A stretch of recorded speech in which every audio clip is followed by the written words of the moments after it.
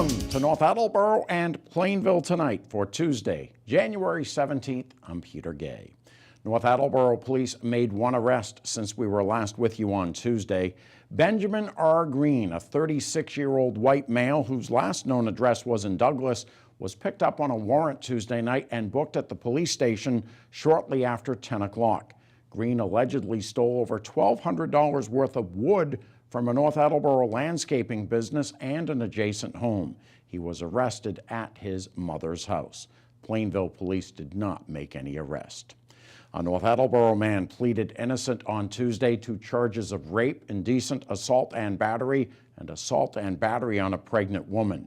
David Linton reported in Wednesday's edition of the Sun Chronicle that John Brophy, 42 of 54 Barrow Street, Apartment 2, allegedly assaulted the 19-year-old woman who was about 3 months pregnant at his apartment while others were home in the building on Sunday, that according to court records. The woman reported the incident to police when they responded to Brophy's call Monday night to have her removed from his apartment. The call was made after the two argued about a cell phone he purchased, according to court records. The case was continued to January 22nd. The competition isn't the only thing increasing at Plainridge Park Casino. In spite of the addition of a hotel at Twin River Casino in Lincoln and the opening of new casinos in Springfield, Mass. And Tiverton, Rhode Island, the slots parlor on Route 1 had its best December ever. Jim Hand reported in Wednesday's edition of the Sun Chronicle that Plainridge reported $14 million in gross gaming revenue. That's up from $12.7 million for the same month last year, $12.6 million in 2016, and only $11.2 million in 2015, its first year of operation. The North Attleborough and Plainville Rotary Club is accepting nominations for their 2019 Distinguished Service Awards ceremony. Event Chairman Dr. John Barone spoke to North TV Community Channel Coordinator Megan Miller about the nomination process yesterday on this set. Annual Distinguished Service Awards banquet, where we honor 5 citizens from the community, which we'll get into. But this year, you've been kind enough to get us on early so that we can drum up more nominations.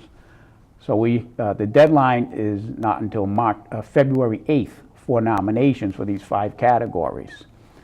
And then at that time, a committee will meet and pick a winner, and then they will be honored at an event at Heather Hill Country Club on March 18th. And the only other deadline is if someone would like to help us sponsor with an ad of their business, which helps pay for the event. That deadline will be March 1st. And so after the meal, like I said, the winners will come up, get their awards from the state rep and senator, and from our Rotary Club, from our president, who this year is attorney Colleen McGann. She'll present on behalf of the Rotary. Actually, we also have what we call a district governor. You know, I told you there's 32,000 Rotary clubs, so there are districts, and there's a person who's in charge of our district. He comes on behalf of the district. Okay. And he says a few words on behalf of the district. So we try to tie it all in, the international part of it, the local part of it, but that's when it is, March 18th, Distinguished Service Awards Banquet. But right now, I would really want you to get your ads in by February 8th. Nominations February 8th by 5 p.m. Yes, please. No later, and for any information, they can just North search on the Attleborough, web. Plainville, Rotary.org, or Easy Dr. John enough. Barone, right in downtown Right North in Attleborough. downtown. The Distinguished Service Awards ceremony will be held on March 18th at Heather Hill Country Club.